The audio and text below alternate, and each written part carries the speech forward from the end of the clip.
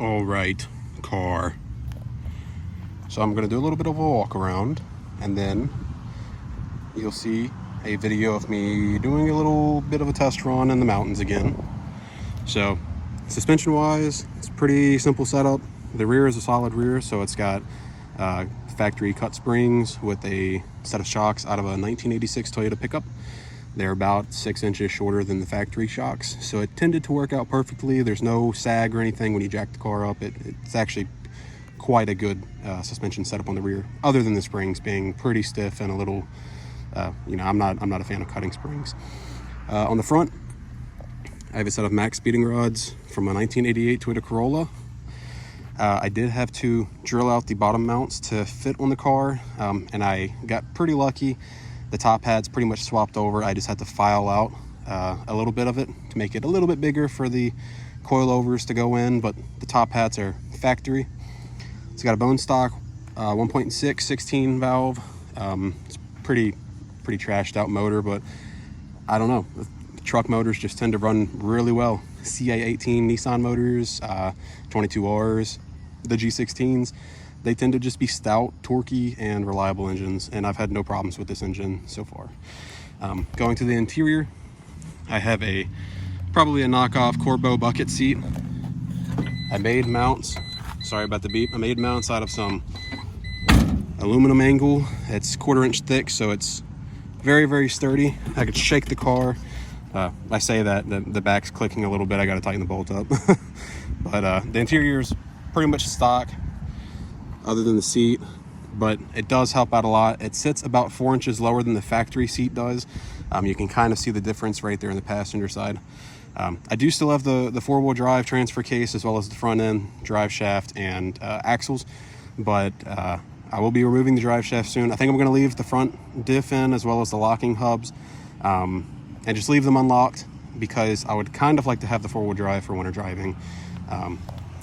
Windows screwed up. I think most trackers do have screwed up window tracks, and it's kind of busted, but the rest of the top's fairly clean. Windows down right now. This is this side. I've set a 15 by 9 inch steel wheels. Not sure of the offset. I think it's like -8. A set of 215 60 R15 tires. They're just cheap Scepter tires. Picked them up for 44 bucks a pop, but they worked out really well, and they improved the handling of the car significantly compared to the stock 205 75 15s. So these are a great improvement. They're about 2 inches shorter than factory. So as you can see, the fitment's a little wonky. I am going to buy some cheap fender flares for the rear. The fronts, I can just roll them out, but I do need flares for the back, because I want this car to look as put together as possible when I take it to my local SCCA event on September 28th. I don't want to give them any reason to reject this car. Looking at it and watching the video of me driving, I think it's pretty good. I think it's pretty good. My neighbor has a little Mazda 2, and this car is actually smaller than that Mazda 2 is stock. So I think it's at a pretty good point that hopefully it'll get approved.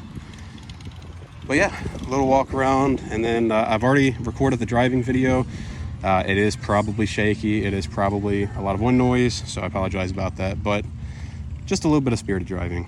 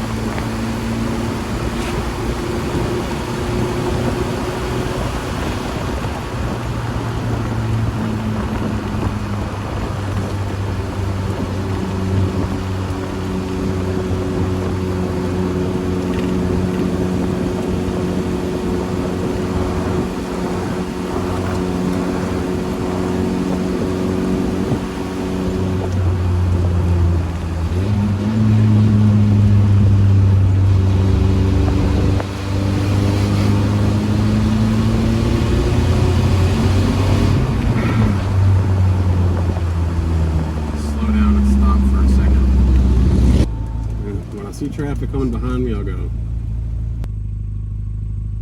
Alright, see if we catch up to them again.